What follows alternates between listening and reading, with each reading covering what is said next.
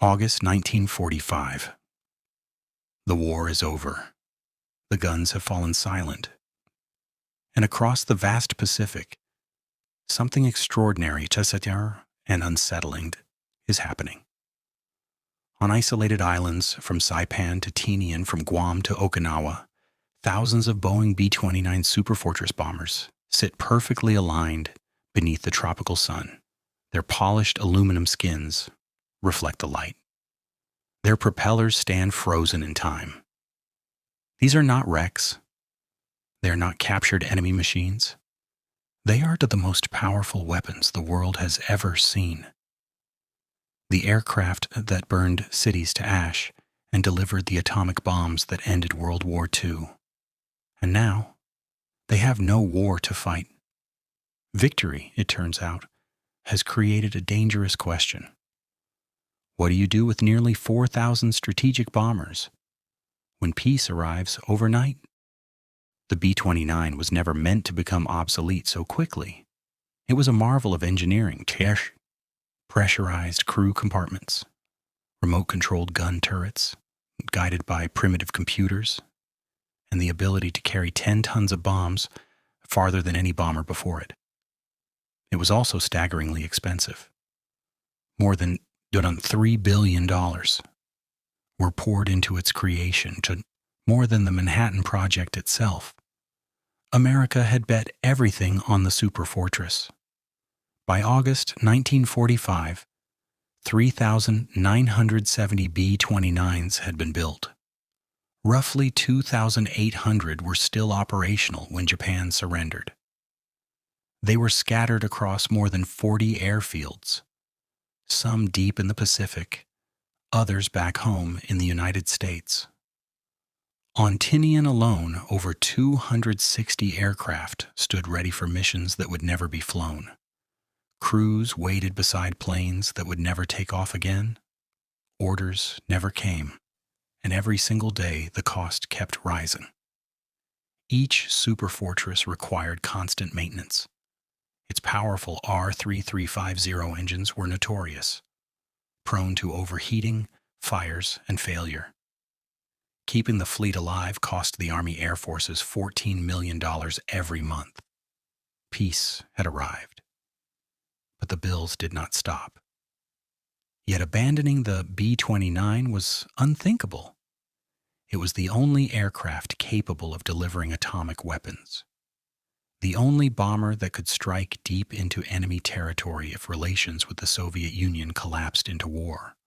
Inside the Pentagon, the debate became urgent, almost desperate. Keep too many and bankrupt the budget. Scrap too many and risk national security. The compromise came swiftly. Within weeks of Japan's surrender, the Army Air Forces launched Operation Sunset, a massive, quiet retreat. Between September 1945 and early 1946, more than 1,800 B-29s began the long journey home.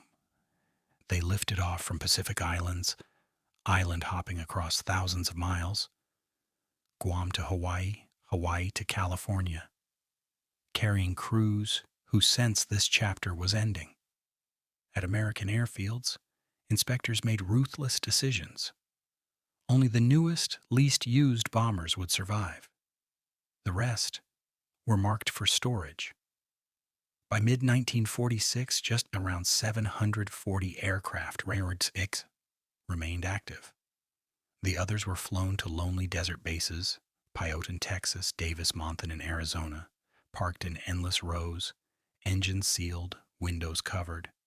They were called the Reserve Fleet. But in truth, many would never fly again. Technology was moving faster than anyone expected.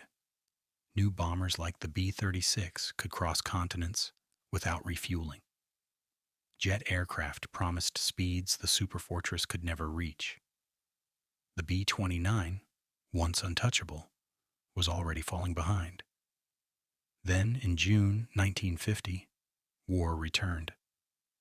North Korean forces crossed the 38th parallel, and suddenly America needed bombers again. Now, stored superfortresses were dragged back into service, crews retrained, Engines roared to life after years of silence. B-29s once more flew combat missions. This time over Korea, they dropped thousands of tons of bombs, striking bridges, factories, and supply lines. But the skies had changed. On April 12, 1951, B-29s flying near the Yalu River were intercepted by MiG-15 jet fighters. The jets were faster, deadlier, untouchable. Within minutes, multiple superfortresses were destroyed. It was a massacre. From that moment on, daylight missions ended. The B-29 was pushed into the darkness, night bombing only, a powerful symbol of an aircraft that no longer ruled the skies. As America phased the bomber out, others saw opportunity. Britain, desperate for a nuclear-capable bomber, adopted the B-29 under the name Washington. For 4 tense years, British crews relied on American aircraft to carry Britain's atomic deterrent. Meanwhile, the Soviet Union took a darker path. 4 B-29s that landed in Soviet territory during the war were seized and never returned. Stalin ordered them copied exactly. Soviet engineers dismantled every bolt, every wire. The result was the Tu-4, a near-perfect clone. America's greatest bomber had become its enemy's greatest weapon. By the mid-1950s, the end was inevitable. Jet bombers took over. Nuclear strategy evolved. The Superfortress was no longer needed. Hundreds of B-29s arrived at desert scrapyards. Aircraft that once represented ultimate power were sold for a few $1,000s each, cut apart, melted down, erased. By 1960, fewer than 50 B-29s survived anywhere on Earth. Only 2 would ever fly again, from thousands to 2. The B-29 Superfortress did not fade away quietly. It vanished, overtaken by progress, consumed by peace, and sacrificed to a future it helped create. Its true legacy is not the aluminum left behind, but the doctrines, technologies, and strategies that shaped the Cold War and the jet age. August 1945 marked its greatest triumph.